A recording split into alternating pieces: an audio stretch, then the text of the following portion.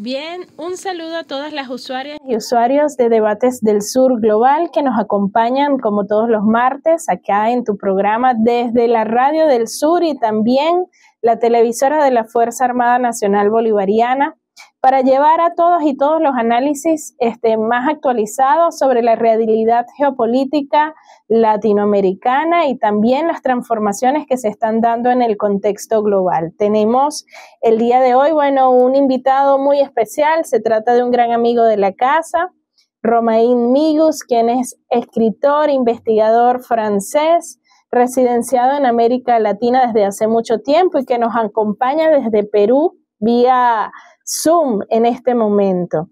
Romain Migus, es autor de un boletín mensual sobre la realidad político-económica social del Perú.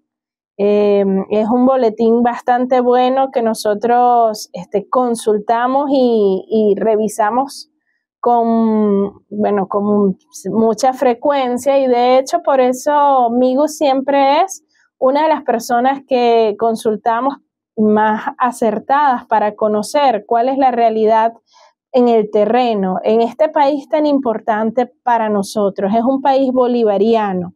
Recordemos que Perú y Venezuela somos países hermanos, y así como nuestros orígenes estuvieron unidos, pues nuestros destinos están sin duda entrelazados, y lamentablemente la situación en Perú es cada día más preocupante para nosotros, aunque yo quisiera no adelantarme a los análisis, más bien tener de primera mano de parte de Romain Migus, quien es también, autor de numerosos libros, entre ellos La telaraña imperial, la enciclopedia de injerencia y subversión, el programa de la MUD, El imperio contraataca, amigo de la Revolución Bolivariana desde siempre, uno de los amigos más sinceros que hemos podido contar desde el comandante Chávez hasta el actual, bolivariano también. Romain, es más, no quiero seguir haciéndote propaganda, más bien tú nos enseñarás, fíjate.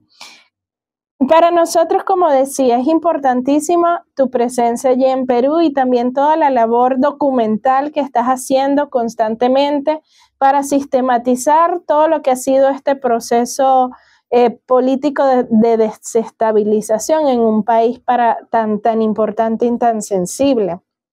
Yo no quiero más preámbulos, más bien darte la palabra para que a la luz de los hechos históricos nos puedas relatar un poco tu apreciación sobre la importancia histórica del Perú, de Bolívar hasta hoy. ¿Qué nos puedes decir? ¿En cuánto tiempo? Mira, muchas gracias, Daniela, por la presentación, ¿no? Y también por la invitación. Sí, lo del boletín viene de una necesidad. ¿Cuál es la necesidad? Es una paradoja de que Perú es uno de los países, quizás en América Latina, que genera más em, eh, imaginario colectivo. Cuando uno dice Perú, inmediatamente está el Machu Picchu, los incas, las llamas, la gastronomía, el lago Titicaca, aunque compartido con Bolivia. O sea, hay un imaginario colectivo que que llena de significado la palabra Perú. Pero al momento de hablar de Perú, de la política, de sus clivajes internos, es muy difícil y nadie sabe nada, ¿no? O sea, ya es difícil para los peruanos, entonces para la gente de afuera es muy complicado. Además, Perú ha sido ha sido el único país de América del Sur en no haberse montado en el tren de los cambios progresista, nacional popular, socialdemócrata, socialista en el siglo XXI. Hasta Colombia tiene de presidente a Petro, y Perú no ha tenido un proceso de cambio profundo. el año y medio de Pedro Castillo no cuenta porque fue muy apresurado y lo tumbaron antes de que pudiera realizar cualquier cambio estructural. Entonces, ¿cómo palpar esta realidad? ¿Cómo saber las noticias de importancia en este país? Es un poco lo que nos empujó a hacer este boletín que tiene las noticias más importantes de cada mes y también con una lectura particular, que es la nuestra, ¿no? Y también tiene un editorial. El editorial del mes que va a salir, yo te doy la primicia, Daniela, se va a llamar Perú nunca salió de la colonia y tiene que ver con la celebración, o más bien las no celebración, de los 200 años de la batalla de Ayacucho, a realizarse en pocos días, ¿no? Ya nos estamos acercando a la fecha del 9 de diciembre 2024, 9 de diciembre 1824. Y aquí también una gran paradoja es que los líderes peruanos, porque San Martín llega a Perú y la libera sin combatir, ¿no? Y declara la independencia del Perú el 28 de julio de 1821. Pequeño problema, los españoles que estaban recomponiendo sus tropas a las afueras de Lima volvieron a entrar en Lima y San Martín tuvo que escapar. Después escapar para reunirse con el libertador Simón Bolívar en Guayaquil. Y la misma gente, la misma oligarquía criolla peruana que había acogido a San Martín, volvió a acoger a los españoles y a echarle todas las culpas a San Martín. Sin embargo, desde 2021 han tenido como presidente, ¿no? Riva Agüero y el marqués de Torretagle. Y estos presidentes del Perú combatieron con los españoles en contra de las tropas libertadoras, en contra de Bolívar, en contra de Sucre, en realidad Sucre, porque Bolívar no está presente físicamente en la batalla de Ayacucho. Fue en la batalla de Junín, pero no la de Ayacucho. Y cuando vemos cómo se componen las tropas que pelearon en la Pampa de Aquinoa, precisamente el grueso de las tropas del Ejército Libertador era compuesto de Colombo venezolano, venezolanos colombianos, que ahora son Venezuela y Colombia, y con algunos destacamientos argentinos, chilenos, y algunos batallones peruanos.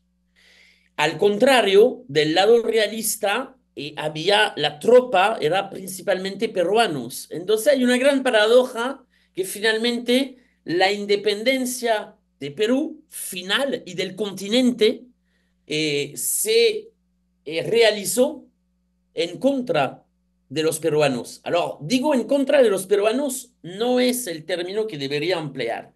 En contra de la oligarquía criolla que lideraba el país mano en la mano con los españoles. Y eso es muy interesante porque en la primera constitución del país hecho por Bolívar, que era una constitución, vamos a decir, muy política, ¿no? Impregnada de los ideales primero de la Revolución Francesa, nutridos de la Revolución Haitiana, lo que es el cuerpo ideológico hoy de la Revolución Bolivariana. Y eso duró el tiempo que Bolívar se quedó en Perú, que es más o menos 2 años. Cuando él se va, vuelven a hacer una nueva constitución donde restablecen las leyes y el marco jurídico que predominaba durante la colonia. Es decir, que a partir del 1826 está al mando la oligarquía peruana y finalmente Perú o los territorios peruanos se convierten en una especie de colonia sin metrópolis. Normalmente, en el modelo colonial, la metrópolis captaba los recursos, ¿no? De varios territorios, varias haciendas, varias minas, y Perú se convierte en una colonia sin metrópolis, es decir, unos territorios casi autónomos un país dirigido como una hacienda, como múltiples haciendas, donde cada señor local, cada oligarca está reina en su pequeño territorio. De hecho, este concepto de colonias sin metrópolis también tiene dos consecuencias. La primera, la ausencia total de un proyecto nacional, a la diferencia del país del sur, de Chile, donde la oligarquía, la burguesía chilena sí se unificaba alrededor de un proyecto nacional, y un proyecto nacional expansionista. De hecho, eso fue los primicios de la guerra entre Perú y Chile. Eso fue lo primero. Lo segundo es la exclusión del pueblo o de los pueblos indígenas, campesinos, o sea, de la sierra peruana. Es decir, unos territorios que se piensan sin el pueblo, ¿no? Eso es muy importante y vas a ver que hasta el día de hoy, ¿no? O sea, hay consecuencias de eso. Eh, una de las consecuencias de eso precisamente fue durante la guerra Perú-Chile, donde Chile invade Perú. La primera ciudad que los chilenos se encuentran es la ciudad de Arequipa, la hermosa ciudad blanca de Arequipa, y la oligarquía dice a los chilenos, nosotros no tenemos nada que ver con Lima, con estos otras haciendas, ustedes son los bienvenidos aquí, y esta es la llave de la ciudad, ¿no? Y también pelearon sin el recurso principal, que es la tropa, el pueblo, motivado, vamos a decir, contra un enemigo principal en defensa de un proyecto nacional.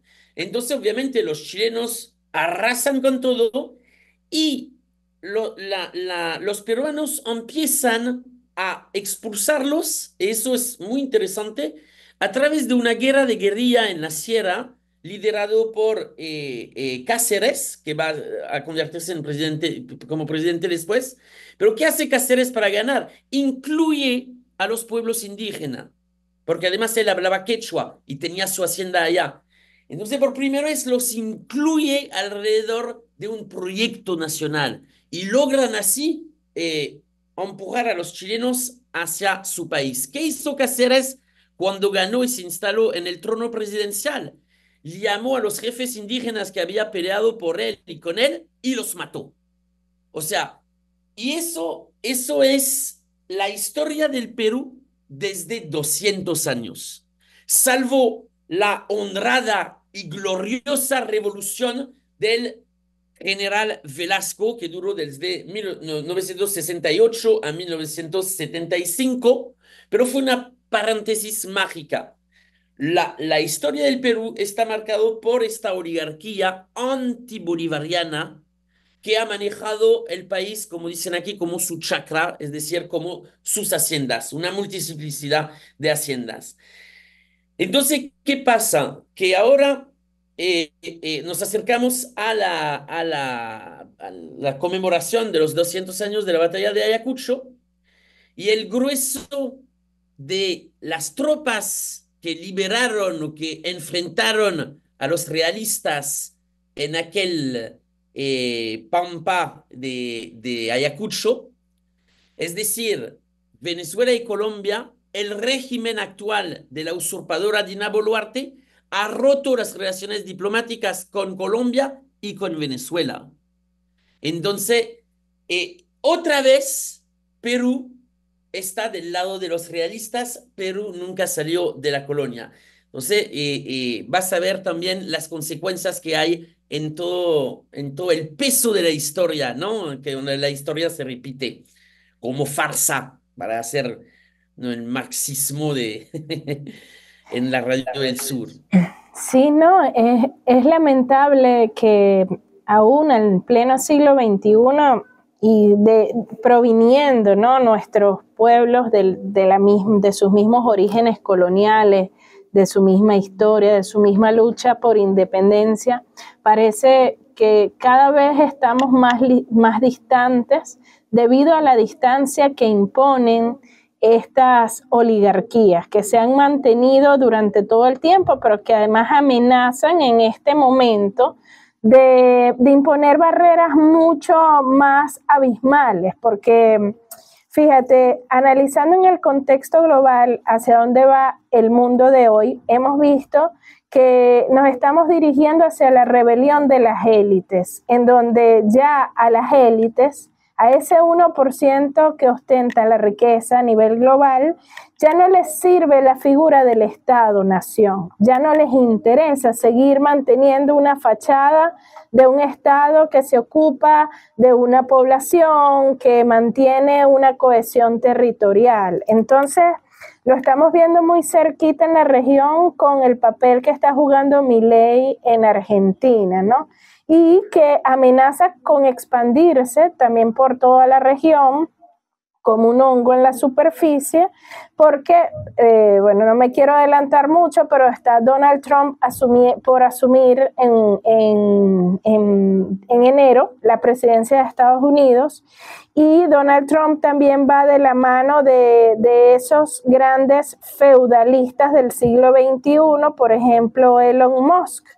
Entonces, bueno, hay una batalla fuerte en todos nuestros países, en toda nuestra región, por la independencia y soberanía, pero ya no ni siquiera de un territorio, sino de nuestras mentes, porque estas élites amenazan con el control mental a través de la tecnología. Entonces, bueno, vemos que Perú no escapa de esta realidad, pero aún el escenario peruano, yo no sé si en este contexto y por su relacionamiento con China, tú consideras que pudiera representar, a ver, una ventana de oportunidad de que Perú a lo mejor rompiera con esa inercia que lleva el orden mundial para, bueno, sumarse quizás a la multipolaridad. Es una pregunta que yo me hago, ¿no? Hemos visto recientemente que han habido acontecimientos desde el punto de vista geopolítico muy relevantes en Perú. Es lamentable, pues, que Perú tenga el día de hoy esa oligarquía gobernando, que además llegó al poder de la forma más burda posible.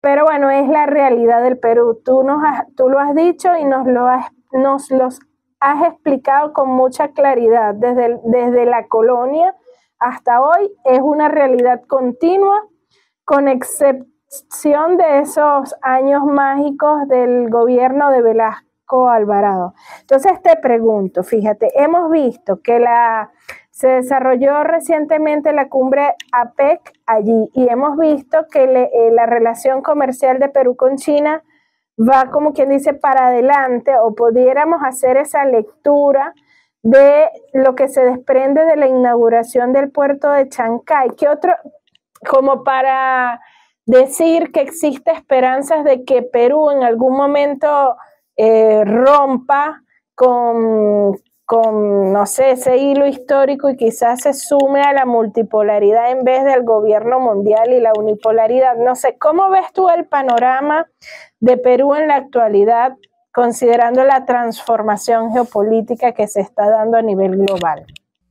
Ya, antes de ir a la geopolítica, precisamente la batalla entre China y Estados Unidos en los territorios peruanos, en la cumbre de APEC, yo debo añadir una cosa, es que el gobierno, cuando hablamos del gobierno de las revolucionario de las Fuerzas Armadas, ¿no? Del general Velasco, hubo un movimiento telúrico con este gobierno, o sea, un terremoto con la reforma agraria que rompió el sistema de haciendas, o sea, hasta 1969 había siervos, ¿no? En el Perú, que valían, la gente valía menos que una vaca, porque la vaca tenía un valor de uso, lo cual no tenía el peón.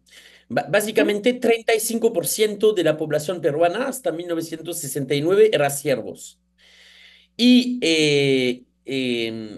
se hace por primera vez en 1980, estamos hablando de periodo histórico muy, muy, muy corto, ¿no?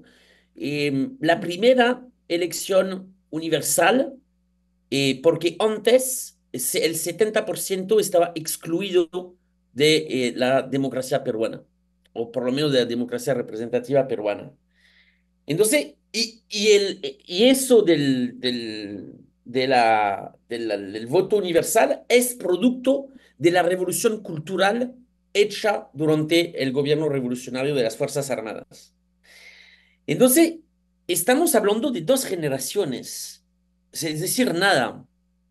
Y precisamente estamos hoy presenciando unos cambios sociodemográficos que creo que van a influir muchísimo en el porvenir del país. Me explico.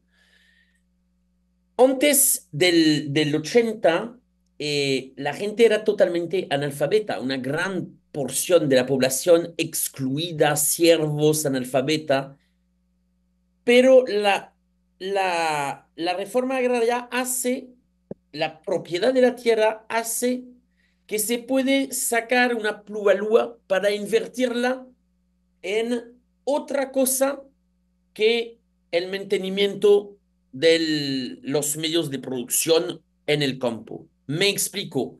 Se puede invertir en un hijo para que haga su formación en la escuela. Eso fue el caso, por ejemplo, de Pedro Castillo. Sus padres son unos campesinos de Cajamarca, analfabeta, y uno de los hijos pudo ser otra cosa que campesino, lo cual no era posible sin la reforma agraria de Velasco. Entonces, han podido hacer otra cosa y convertirse en en otro destino. Y la generación que sigue también, es más, la generación que sigue, es decir, los que tienen 20, los que tienen menos de 30 años hoy, han podido ir a la escuela, han podido incluso, por algunos, ir a la universidad, y entonces se han convertido en los nuevos profesionales de Perú, pero para la oligarquía o para la lima racista siguen siendo llamas, animales. Y aquí hay un problema, porque si la persona tiene un diploma de abogado, de médico, de ingeniero, etcétera, va a decir, pero ¿por qué? ¿Qué está pasando ahí que no me reconocen mis competencias a la altura de los demás? Eso era un grito durante el estallido. Durante el estallido, yo fui en el sur de Perú, en los campos, y la gente decía o clamaba, déjenos ser peruanos como los demás. ¿Oh? Y también decían, no es todo, no es solamente el 7 de diciembre, el día del 7 de diciembre de 2022, el día del golpe contra Castillo, son 200 años. Es decir, 200 años de historia republicana que los dejó totalmente excluidos. Entonces, hay una generación que no se va a calar los clivajes y el sistema de apartheid que todavía reina en el Perú. La otra cosa es el capital, es producto del capitalismo neoliberal que se implantó desde los años 90 con la presidencia de Fujimori.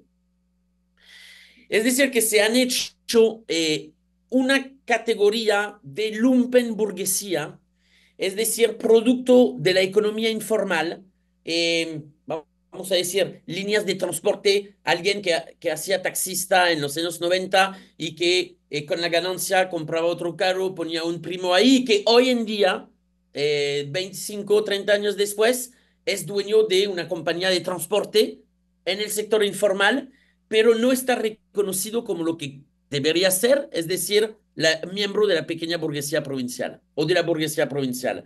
Eso también es un empujón porque la conciencia de clase de esta gente está con el pueblo por ser excluido al igual que ellos. Y la Ujú. tercera cosa que va a cambiar es que Perú se está urbanizando también con, si no me equivoco, 7 ciudades de más de 500.000 habitantes. Entonces, eso va a requerir planificación, va a requerir Estado, va a requerir unos comunes para Ujú. elaborar la vida juntos, que no hay. Es el país, es la cuna del neoliberalismo. La gente dice es Chile, pero sí, pero en Chile tenían un proyecto nacional, entonces tuvieron que soltar unas migajas. En Perú no. como bien lo dije en la introducción, como no había y no hay proyecto nacional, como es un país de varias haciendas dirigidas sin que haya una coherencia, aquí estamos ¿cómo decía? En la esencia pura del libertarismo promovido por Milei. De hecho, antes de morir, en mayo, creo, Fujimori, Alberto, dio una entrevista en la cual dijo, lo que están haciendo Milei y Bukele lo he hecho yo hace 30 años. Y tenía razón. Es decir, la destrucción total de los comunes, Del siendo Estado, el claro. Estado la expresión institucional de los comunes, la destrucción total, asociación, asociación de barrio, lo que sería también consejo comunal en Venezuela, etcétera. Restauración de un régimen autoritario para controlar la, las protestas. Bien, Entonces, Romain, hay fíjate. un empujón así, hay un empujón que va a quebrar el modelo peruano, un empujón que va a venir no de la política, sino de la presión Sí, sociodemográfica. fíjate, discúlpeme que te interrumpa, pero vamos a hacer una pausa rápidamente y enseguida continuamos con más acá en Debates del Sur Global. Ya volvemos.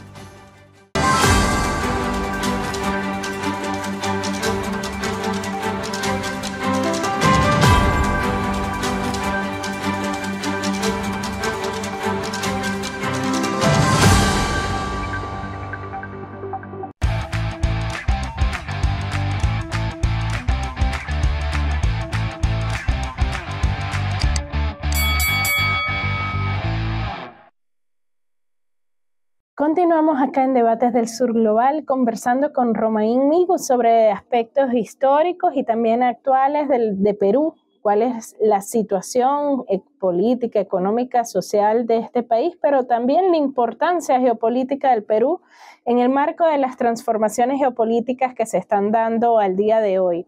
Romain, bueno, gracias por ese resumen histórico que nos permite contextualizarnos mejor sobre la situación del Perú y bueno, yo particularmente siempre redescubro cosas que me preocupan y me comprometen aún más a entender que el legado de Bolívar todavía está a medio hacer, tenemos un gran trabajo para romper mitos y para tratar de reencontrarnos nuestros países, por lo menos los países bolivarianos, en la historia, en nuestro origen y también en un sentido de un futuro común compartido. ¿No? Valga, me robó esta frase de la comunidad de futuro compartido que promueven los chinos. Bueno, creo que nosotros tenemos que recuperar algo así, una visión de región, una visión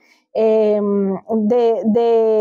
países que estamos en la lucha por tener una mayor participación en el proceso de redefinición geopolítica que se está dando hoy en pleno siglo XXI. Y ahí quería preguntarte, como lo hice en el segmento anterior, ¿cómo ves tú el papel de Perú en el marco de ese proceso de redefinición geopolítica a la luz de los recientes acontecimientos, ¿no? ¿Qué papel quiere jugar Perú y estas oligarquías al día de hoy? Bueno, ¿te recuerdas que yo definí la situación de los territorios peruanos como una colonia sin metrópolis? Correcto. Y entonces sigue siendo así. Es decir, sigue siendo así en el sentido de que no hay una cohesión o de la, de la política exterior o se cree que se pueden manejar las haciendas un poco como separando conflictos de interés geopolíticos. Me explico. Perú es un país, es una colonia de Estados Unidos. Es un país ocupado militarmente, 8 bases militares, un biolaboratorio, como se encuentra en Ucrania, hay uno en Iquitos, en Perú. Eh, es un país militarmente ocupado desde mayo de 2023. Hay un destacamento del ejército estadounidense eh, recorriendo el país, supuestamente haciendo trabajos de formación, de inteligencia, de despliegue militar, y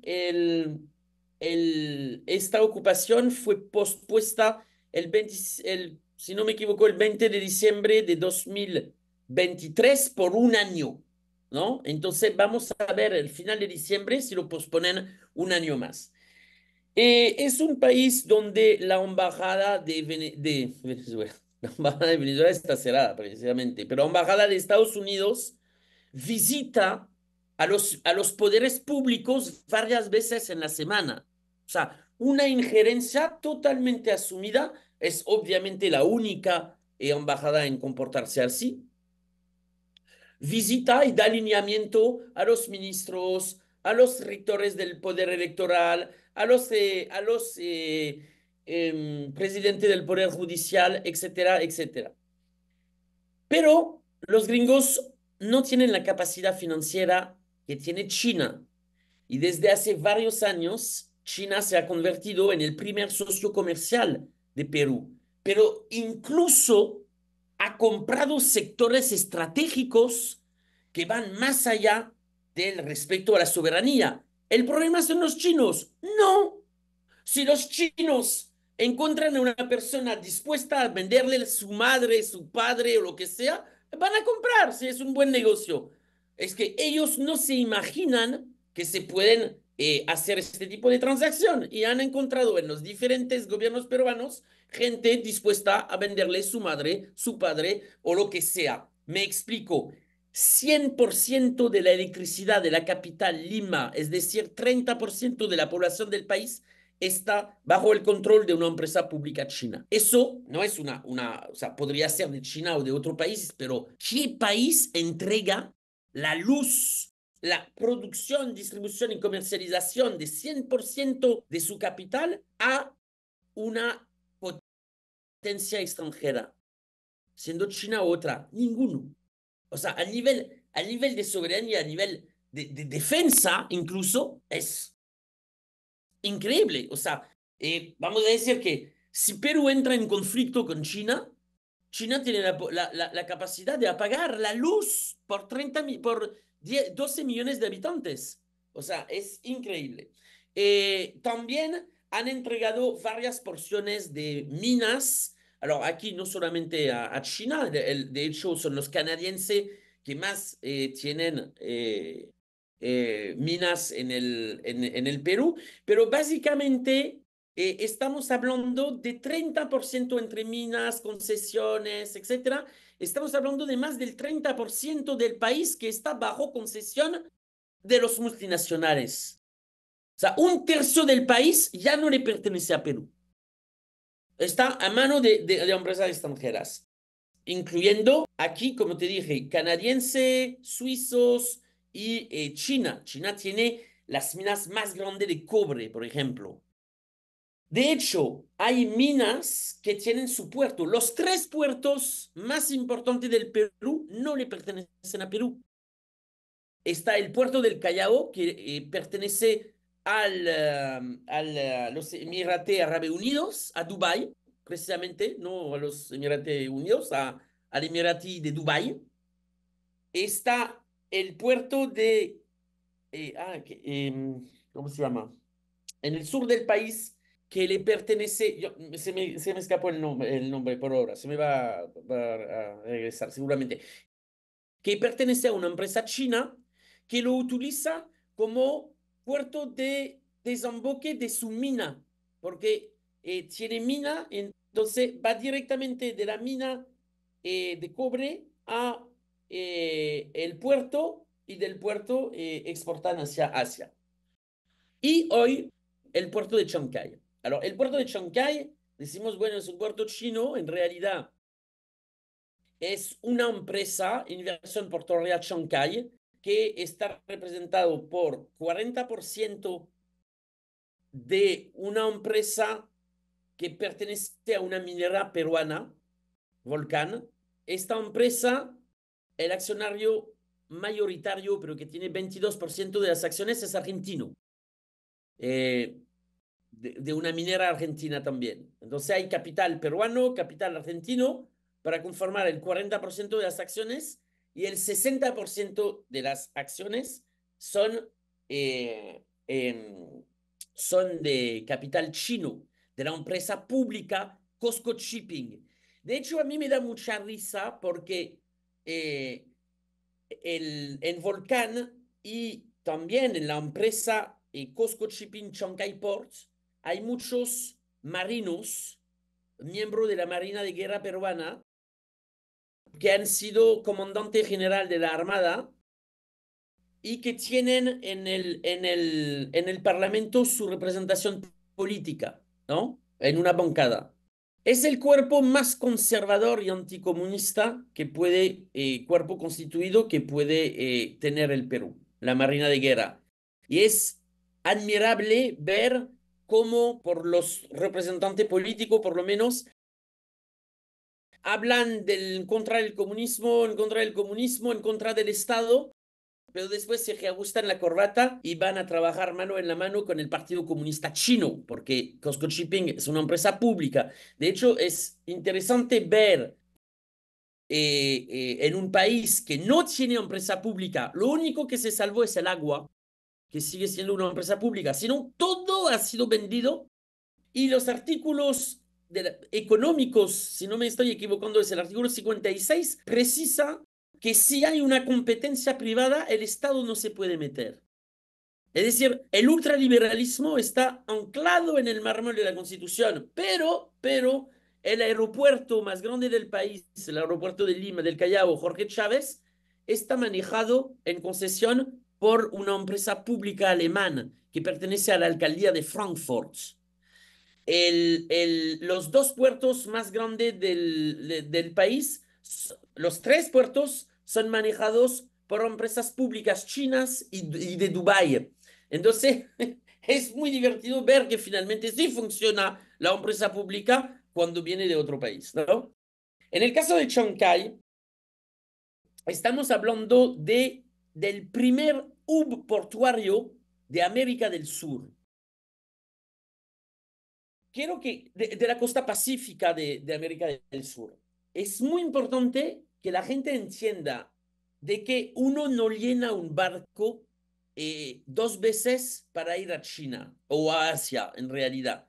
Es muy difícil llenarlo, por ejemplo, de China, y cuando llega, vacía su cargamento, tiene que volver lleno a donde viene. Entonces, las rutas marítimas pasan por dos hubs portuarios donde confluye toda la mercancía para hacer la travesía del Océano Pacífico. Hoy en día existen el puerto de Manzanillo en México y el puerto de Long Beach en Los Ángeles en Estados Unidos. Y Shanghái viene a ser el tercero y el primero en América del Sur. Entonces, obviamente va a revolucionar, de cierta forma, va a revolucionar el comercio, el intercambio, el conocimiento entre América Latina y Asia. Y también dentro de América Latina. Porque los productos manufacturados chinos que van a llegar van a tener que ser despachados en todo el país. Es decir, que se va a necesitar vías de conectividad entre Brasil y Perú, reforzar las vías y las rutas entre Perú y el norte, es decir, Ecuador, Colombia, Venezuela, y el sur hasta Chile, Argentina. O sea, es algo positivo para América Latina, no solamente para los chinos o los países de Asia. Entonces, y la idea es que se exporte productos vinculados a la agricultura, a la ganadería, productos incluso manufacturados también puede ser, etcétera, etcétera. Bueno, cuando dije eso, yo obvié de una cosa que es la guerra comercial que se van a librar Estados Unidos y China. Eso es muy interesante, porque el puerto ha sido inaugurado es interesante, era inaugurado por Xi Jinping y la usurpadora Dina Boluarte, pero inaugurado desde el Palacio de Gobierno porque no habían las condiciones de seguridad para el traslado de Xi Jinping. Creo que solamente con eso, Chancay queda a 70 kilómetros de Lima. Por eso hicieron una videoconferencia. Hicieron una videoconferencia porque la seguridad de la APEC fue asegurada por el ejército de Estados Unidos. Estamos en una Bueno, colonia.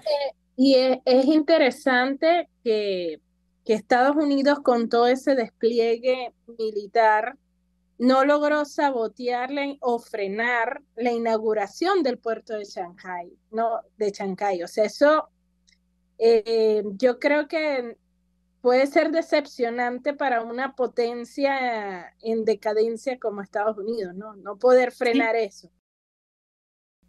frenarlo es difícil porque ya hay mucho en juego. El hecho de que los chinos se aliaron con los marinos, que es, como te dije, un cuerpo constituido conservador, pero a la vez potente en Perú. ¿No? Tienen su sistema de inteligencia, tienen,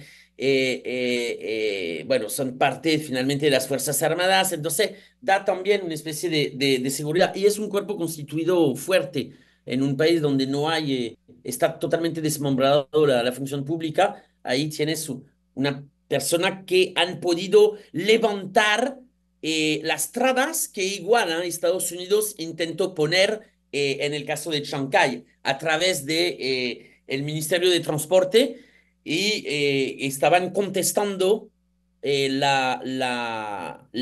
exclusividad de los servicios portuarios a la empresa y todavía no está resuelto. No está resuelto a pesar de una norma legislativa que aprobaron en julio, pero todavía queda espacios o vacíos legales que podrían permitir a Estados Unidos de mover sus peones ahí dentro de la función pública peruana, de la administración, para vulgarmente joder el buen desarrollo del puerto. Pero ahí, a pocos días de la inauguración del puerto de Chancay, el ex asesor para América Latina de Donald Trump, Mauricio Claver Carón, nos recordamos de él, ¿no? De origen cubano, salió a decir que todo Muchísimo. lo que pasara por el puerto de Chancay va a merecer un arancel del 60%.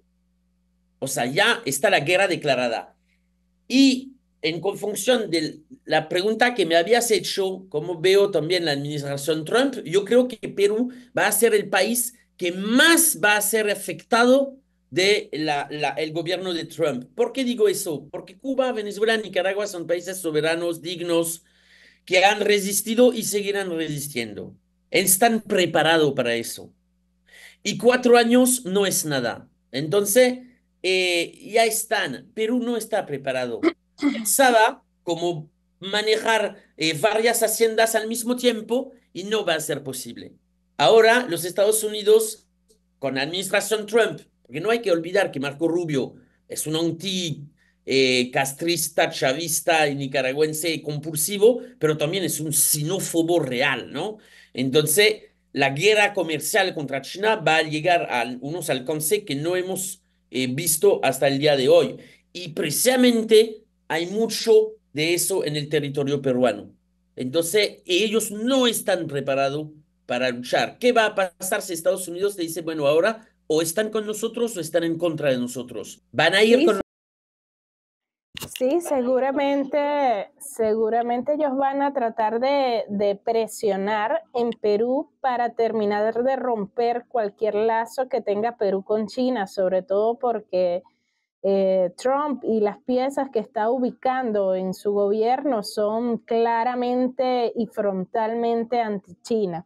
Ahora, también Estados Unidos tiene que contemplar bien el tema de los aranceles que al final terminarán encareciendo los productos que consumen los mismos estadounidenses porque dependen muchísimo de productos chinos y bueno, la imposición de esos aranceles va a afectar a los usuarios finales.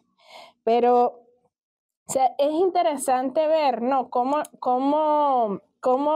Bueno, Perú, por esa situación que tú me explicas, por esos feudos comerciales y empresariales, por esa existencia errática como una colonia sin metrópoli, ¿no? Está hoy presionada desde estos dos frentes encontrados y seguramente, bueno, lo primero que va a hacer Trump es precisar, ¿no? Para que Perú se defina en un lado de la historia. O sea, y todo lo que eso puede implicar desde el punto de vista de la desestabilización más profunda de este pueblo que, en cierto modo, había conseguido en la cooperación con China, en cierto modo, una especie de alivio para resolver algunas necesidades inmediatas de su población. Entonces, bueno, habría que ver allí cómo se va a dar eso. Por otro lado, la cumbre APEC, ¿cómo la evalúas? ¿Cómo analizas que estuvo, creo que fueron los representantes de las 21 economías del Pacífico allí y parecía que, bueno, el gran protagonista de todo fue China? No sé qué lectura tienen ustedes desde allá. Ah, sí, sí, ya basta con ver la foto final, ¿no? Donde el Biden está al final de un lado, o sea, como De último. marginalizado, Xi Jinping en el centro, ¿no? O sea, el despliegue y toda la atención mediática estaba centrado en China, en este. Pero permíteme también añadir que Estados Unidos tienen la capacidad también de dañar también las actividades del puerto de Chancay, y eso es totalmente culpa otra vez de esta colonia sin metrópolis que se llama Perú y que tiene como abandonado a su suerte los pueblos, el pueblo, y la ciudad de Chancay es una ciudad totalmente marginal, es un enorme barrio que no cuenta con servicios públicos, o muy pocos, escasos servicios públicos, y hasta este año, pero bien avanzado, ¿eh? No contaba con un plan de desarrollo urbano. Es decir, se está metiendo un puerto de enormes dimensiones que pueden traer incluso a empresas, etcétera. Se prevé que la población en Shanghái puede doblar en menos de 5 años y no hay planta de potabilización de agua, no hay servicios de agua de aguas usadas, no hay plan de expansión de la ciudad, un plan de vivienda, etcétera. Entonces, ¿qué va a pasar? Y ya pasó, ya está. Yo fui en varias marchas donde la población está muy consciente de eso. Por ejemplo, hay 64 policías, 2 carros, 2 motos. O sea, no es serio. Hay 2 cajeros automáticos para sacar plata. O sea, es una ciudad precaria, ¿no? O sea, un hospital construido por 10.000 personas, pero que abarca con toda la región de Chancay ya a 300.000 personas y se supone que va a doblar la población de la ciudad. Entonces, es un estado muy precario. Ahí está la clave, porque la salida de Chancay y de también que va a tenerla es la carretera panamericana, que es a este nivel 2 vías, dos doble vías, ¿no? Es Ujú. decir, fácilmente trancable por unos manifestantes que reclaman o que podrían reclamar parte de los dividendos de lo que se está generando en el puerto para la calidad de vida. De ahí a pensar que una organización que se llama la CIA y que crea zozobra desde hace 70 años puede manipular a unas personas para impedir que salgan los containers. No mucho, un día, 2 días, 3 días, se supone que van a salir 4.000 por día. Entonces, con 12.000 containers, si no lo puedes sacar, ¿qué vas a hacer? O sea, ya las ONGs financiado por Estados Unidos y por el mundo occidental ya se han metido tienen oficina en el puerto y para alentar a la población a manifestar. Y cuidado, a pesar de que la empresa es una empresa peruana que maneja el puerto, a pesar de tener 40% de capital peruano-argentino, estas ONG designan a China como el enemigo.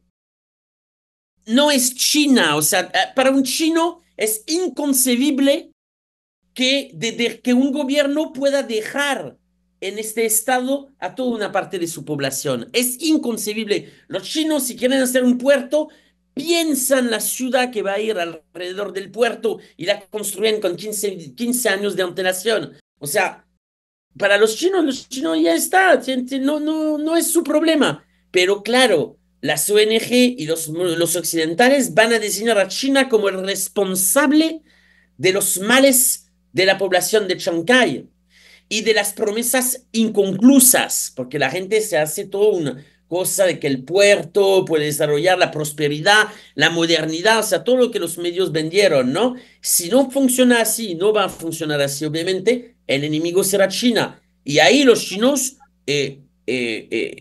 vamos a decir, hicieron también algunos errores con 2 reuniones bilaterales en 5 meses, es decir, que legitimaron a Dina Boluarte que hoy tiene el 97% de rechazo, récord Y mundial.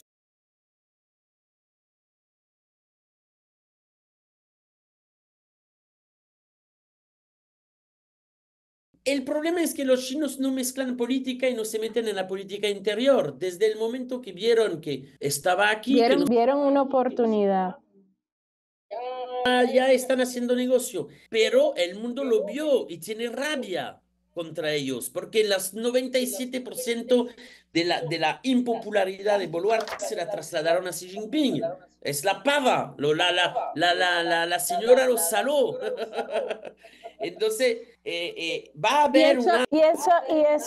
tú lo acabas de decir y es importantísimo, nos refleja la importancia de que realmente se investigue y se entienda cómo piensa el pueblo latinoamericano y el pueblo de los países donde estas potencias hacen negocios y tienen presencia.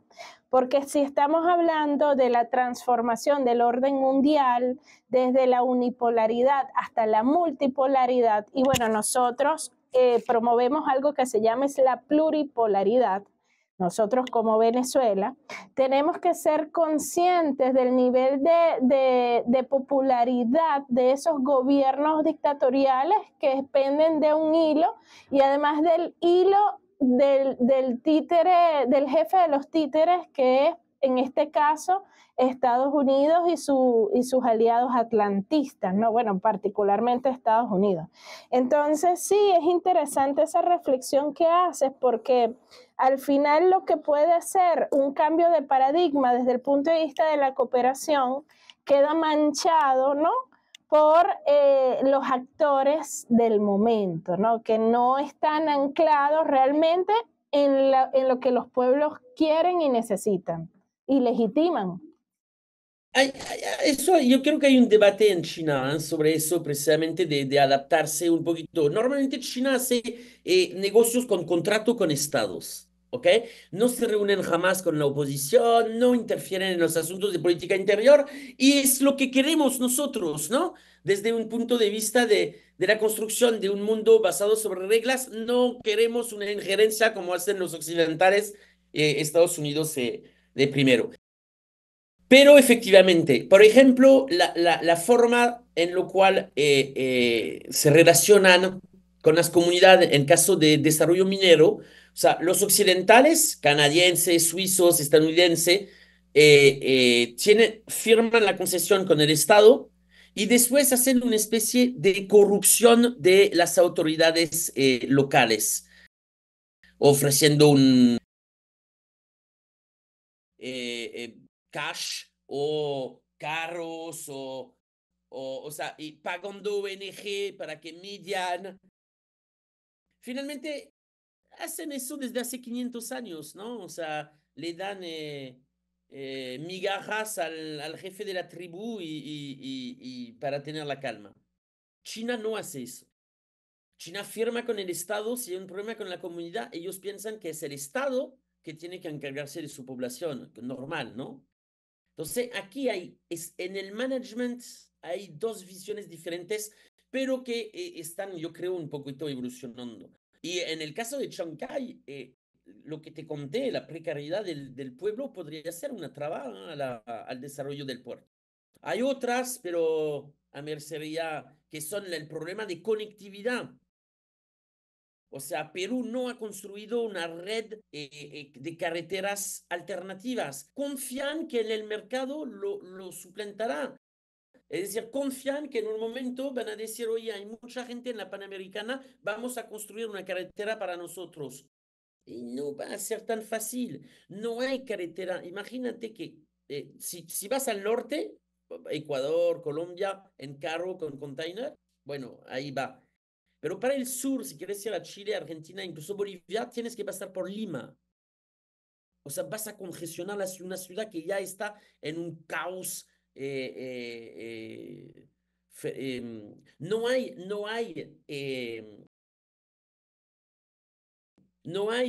red ferroviaria. No hay y no va a haber. O sea, Perú pensaba que Brasil y China iban a construir unos trenes y no es así, no les importa. Es más, Brasil dijo que por Acre y Rondoña no iba a haber construcción de tren. Yo estuve presente cuando el secretario institucional del Ministerio de Planificación y Presupuesto estaba en Lima haciendo una presentación. O sea, no va a haber, o sea, no, el mercado no es suficiente para eso, para este proyecto de esta magnitud. Debe haber el Estado y para eso debe haber una visión global que incluya planificación, presupuesto y también visión geopolítica para situarse. ¿Cuál va a ser nuestra relación con Estados Unidos si le damos un impulso al puerto de Chancay y la integración latinoamericana? Eso no se ha pensado. Entonces, el éxito de Chancay va a ser Bien, importante para el continente, pero va a ser... bien, gracias por ese análisis. Lamentablemente ya nos queda un minutico de cierre. No sé si nos puedes compartir tus reflexiones finales y también invitar a nuestra audiencia a que te siga en las investigaciones que tú estás realizando. Bueno, nada, pónganle una lupa a este proyecto de Chancay, porque efectivamente se va a cambiar el panorama en América del Sur. Incluso se va a empatar con otros proyectos como las 5 rutas de integración que está llevando Brasil a cabo en todo el continente. O sea, América del Sur está cambiando y el puerto de Chancay va a ser la puerta de entrada o de salida, depende, hacia Asia. Entonces, no es poca cosa y a pesar de los problemas, de las trabas, va a cambiar el rostro físico de nuestra querida América del Sur.